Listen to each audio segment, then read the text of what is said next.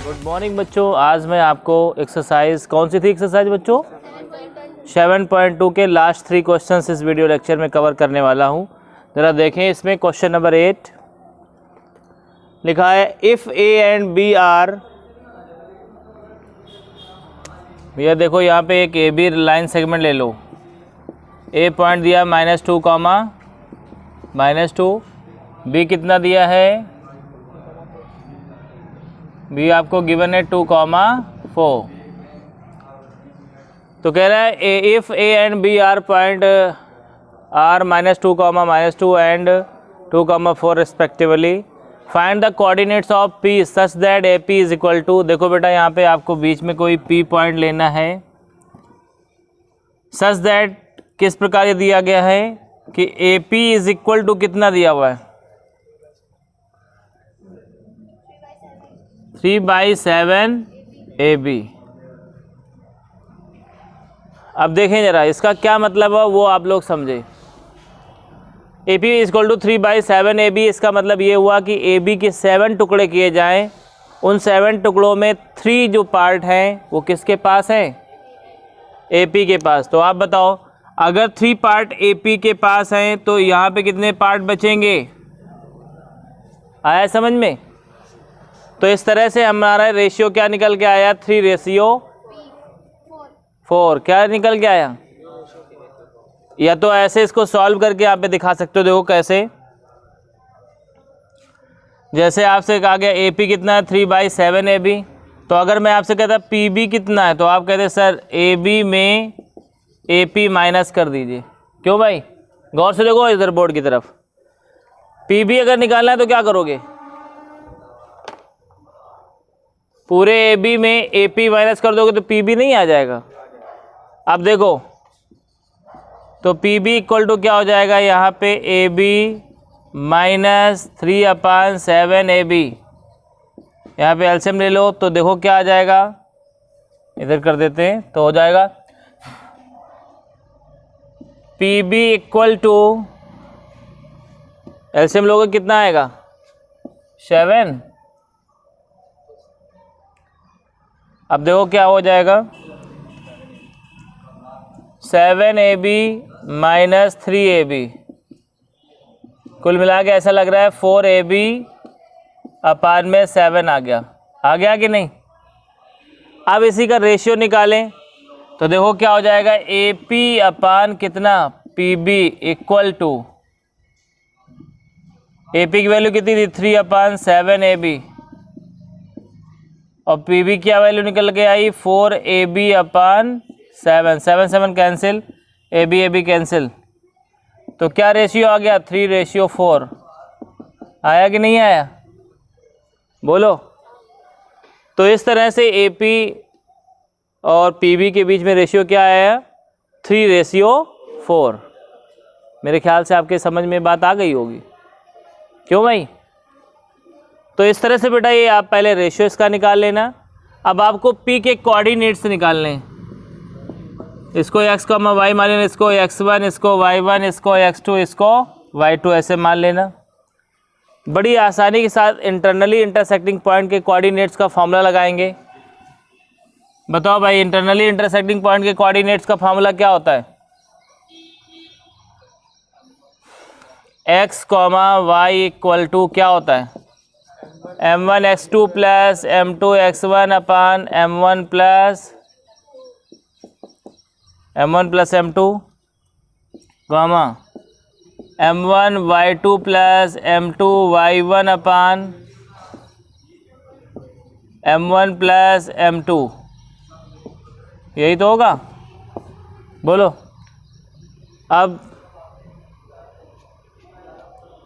अब देखते हैं x, y इक्वल टू, अब वैल्यू रखेंगे। देखो m1 की वैल्यू बताओ। ये m1 था, ये m2 था। m1 की वैल्यू, x2 की value,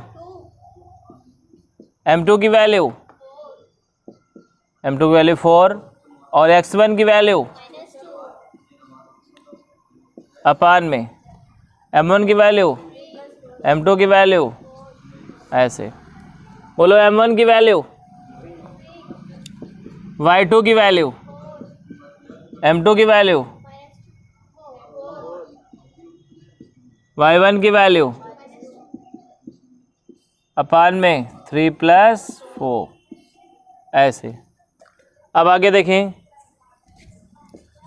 x, y equal to, चलो इंटू करो भाई, 2 3 जा 4 2 जा, माइनस का आएगा ना 7, 3 4 जा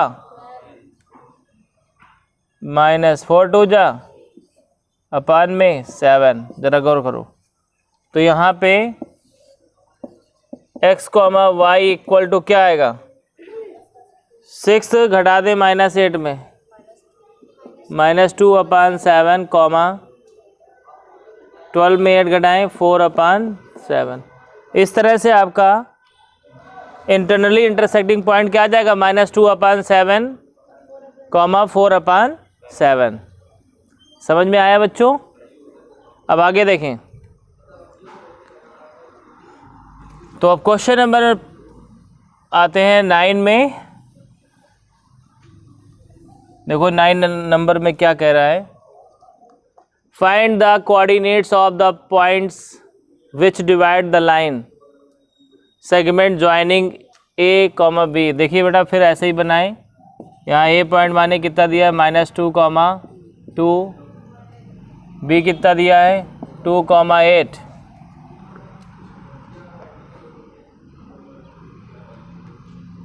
अब आपसे ये कह रहा है उन पॉइंट्स के कोऑर्डिनेट निकालो जो एक ए बी को 4 इक्वल पार्ट में डिवाइड करें।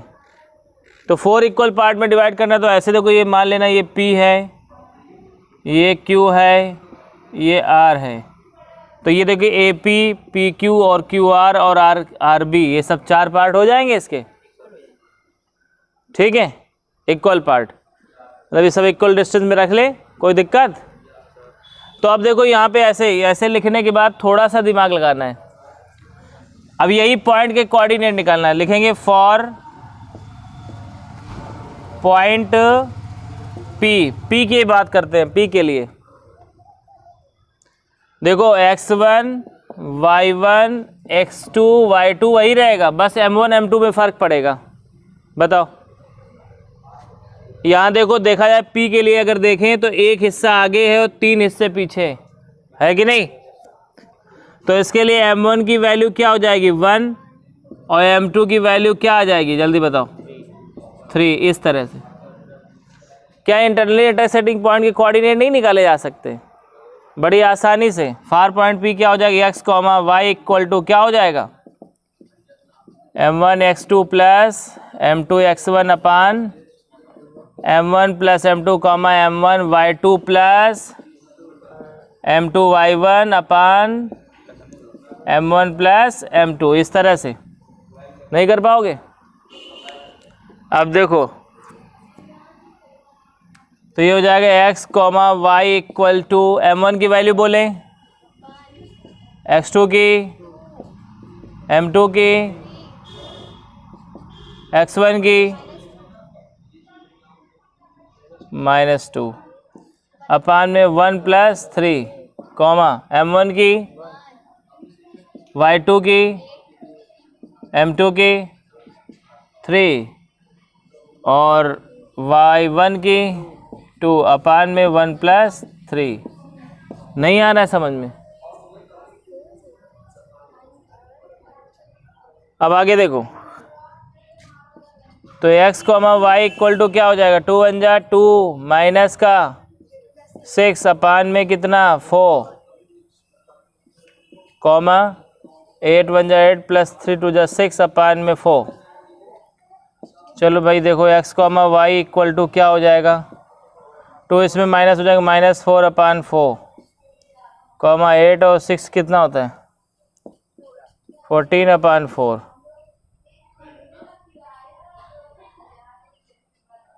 तो x, y इक्वल टू क्या आएगा, -1, 2 7 जा 14, 2 2 जा 4, 7/2। तो इस तरह से आएगा। P के कोऑर्डिनेट्स क्या आएंगे, -1, 7/2। समझ में आ रहा है बच्चों? अब आगे देखें, जैसे P हो गया, अब आप लोग समझ सकते हो, देखो इधर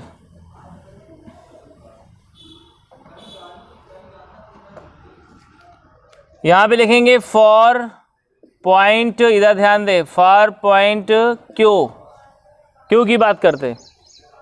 बताओ M1 कितना होगा, यहाँ M1 M2 चेंज हो जाएंगे, बोलो M1 कितना होगा और M2 कितना होगा, दोनों का रेशियो क्या आएगा। इसका मतलब ये मिडिल पॉइंट हो गया, मिड पॉइंट हो गया। क्या हो गया, क्यों मिड पॉइंट हुआ कि नहीं हुआ भाई, 2 हिस्से आगे 2 हिस्से पीछे, मिड पॉइंट हुआ। तो मिड पॉइंट का फॉर्मूला क्या होता है, x, y is equal to x1 plus x2 upon 2, y1 plus y2 upon 2। नहीं समझे, तो यहाँ पे लिखेंगे x, y is equal to x1 plus x2 upon 2, y1 plus y2 upon 2। अब इसमें बच्चे ये कहते हैं कि नहीं सर M1 2 M2 2 ले लें तो क्या गलत हो जाएगा। तो गलत नहीं होगा, लंबा सॉल्व करना पड़ेगा बस। जब ये शॉर्टकट में काम चल रहा है तो क्या दिक्कत है, ठीक ना। अगर कोई धोखे से ये भी कर देता है कि M1 2 लिखता है M2 भी 2 लिख देता और सॉल्व कर डालता तो भी वही आंसर आता जो इस फॉर्मूले से आ रहा है। देखिए ज़रा, तो x1 की वैल्यू -2, x2 की वैल्यू प्लस का 2 अपान में 2, y1 की वैल्यू 2 प्लस 8 अपान में 2, ये तो 0 हो गया, 0 अपान समथिंग मतलब 0, 10 अपान 2 मतलब 5, तो 0 क्या आ जाएगा 5। ये q के कोऑर्डिनेट्स हो गए, नहीं समझे। अब इसके बाद आपसे क्वेश्चन कर रहा है कि भाई r के पूछ रहा है आपसे, तो यहाँ पे लिखेंगे क्या, फॉर पॉइंट r की जरा गौर से बात देखते हैं, r के बारे में सोचते हैं। कितने हिस्से आगे, तो M1 कितना हो गया 3, M2 कितना हो गया 1। नहीं आ रहा है समझ। अब फॉर्मूला लगाएंगे x, y is equal to, लगाओ भाई M1 x2 plus M2 x1 upon M1 plus M2, M1 y2 plus M2 y1 upon M1 plus M2। बोलो आ रहा है समझ में। अब देखें ज़रा, x, y equal to M1 की वैल्यू बताएं 3, x2 की वैल्यू प्लस M2 की वैल्यू और x1 की -2, कॉमा यहाँ पे क्या आएगा, इधर बताओ M1 की, y2 की, M2 की, y1 की अपान में 3 + 1। बोलो बेटा आ रहा है समझ में। x, y is equal to 2 3 जा 6 -2 अपान में कितना 4, 24 + 2 अपान में 4। 6 में 2 गया कितना आया, तो 4 अपान 4 क्या होता है 1, 24 में 2 ऐड करो कितना 26, 26 में 4 से डिवाइड करो, 4 से डिवाइड होगा नहीं तो 2 से डिवाइड कर दो तो 13 अपान कितना हो जाएगा। तो इस तरह से ये पॉइंट r के कोऑर्डिनेट्स आ गए। तो बेटा इसमें भी कोई प्रॉब्लम नहीं होगी, आपको कोई समस्या इसमें। तो अब आगे बढ़ते हैं क्वेश्चन नंबर 10 में।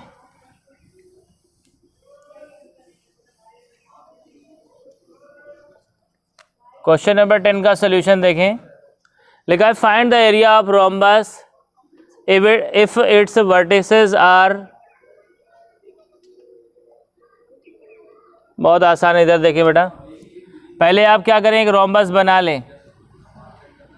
रोम्बस की सारी साइड इक्वल होती हैं, A B C D सारे पॉइंट इसके लिख लें। A का पॉइंट 3,0, B का पॉइंट, C का पॉइंट -1, 4, D का पॉइंट -2, अब देखिए आपने एरिया ऑफ रोम्बस का फॉर्मूला क्या पढ़ा है? ये हिंट देखो दे दी गई इसमें, 1/2 प्रोडक्ट ऑफ इट्स डायगनल्स। तो आपको डायगनल की लेंथ निकाल लेनी चाहिए, है कि नहीं? चलो भाई, आपको कौन सी डिस्टेंस निकालना है पहले? AC। तो आप A पॉइंट ले लो, क्या है? C पॉइंट ले लो, क्या है?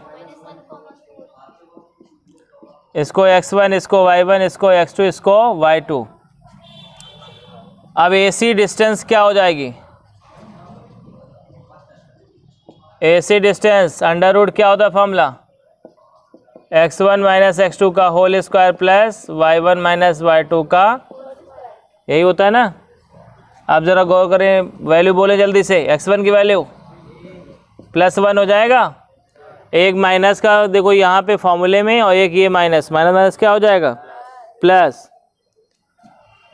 तो प्लस y1 बताएं कितना है, और y2 देखो ये हो जाएगा 4 का स्क्वायर 16 होता है, ये 4 का स्क्वायर क्या हो जाएगा? अब इसको तुम जानते हो, इसको क्या ले सकते हो? रूट के अंदर 32 आएगा, 32 को क्या ले सकते हैं? 4√2। अब 4√2 कैसे लिख सकते हैं वो समझ लो। रूट के अंदर इसको लिखोगे 2 × 2 × 2 × 2 × 2, इन दोनों के पेयर बन के इनको बाहर कर लिया तो 4√2 आ जाएगा। 4√2 आपका ये आ गया AC। तो इसको यहाँ पे लिख देते हैं, AC = 4√2। अब कौन सा डायगोनल निकालेंगे? तो B पॉइंट ले लो 4,5, D पॉइंट ले लो, इसको x1, इसको y1, इसको x2, इसको y2 ऐसे मान लें। अब क्या निकालेंगे? BD distance. फॉर्मूला क्या होता है भाई? x1 माइनस x2 का होल स्क्वायर रूट में प्लस y1 माइनस y2 का होल स्क्वायर, वो भी रूट में, है ना? देखें इधर, x1 की वैल्यू बोले, माइनस प्लस हो जाएगा। बताओ भाई, एक ये माइनस एक ये माइनस, दोनों प्लस हो गए। अब ये डायरेक्ट करना सीख लो। y1 की वैल्यू 5, y2 की वैल्यू अब प्लस में आएगी कि माइनस में? क्योंकि यहाँ भी माइनस है और वहाँ भी माइनस, इसलिए प्लस कर देंगे। अब देखें ज़रा, 4 2 6, 6 का स्क्वायर 36 होता है, 6 का स्क्वायर 36, 6√2 आ जाएगा बेटा। ये कितना आ जाएगा? 72 आएगा। तो ऐसे 6 का पेयर बन जाएगा और इनटू में 2 आएगा, ठीक है ना? तो ऐसे 6√2 आ जाएगा, अपना सॉल्व कर लेना रूट में। अब देखिए, आपको एरिया निकालना था, एरिया ऑफ रोम्बस। रोम्बस को हिंदी में समचतुर्भुज बोलते हैं। क्या नाम था इसका? Rhombus ABCD = 1/2 D1 × D2। तो 1/2 D1 की वैल्यू कितनी है? 4√2 × 6√2, 2 2 जा 4, 12√2 हो गया, 24 स्क्वायर यूनिट। क्या लिखाओगे? Square unit, 24 square unit. याद रखें, एरिया हमेशा स्क्वायर रूट में आता है। तो इस वीडियो लेक्चर में बच्चों इतना ही। बाकी की जो अब जो अगली एक्सरसाइज है वो नेक्स्ट वीडियो में बताएंगे। तब तक के लिए bye bye, have a nice time.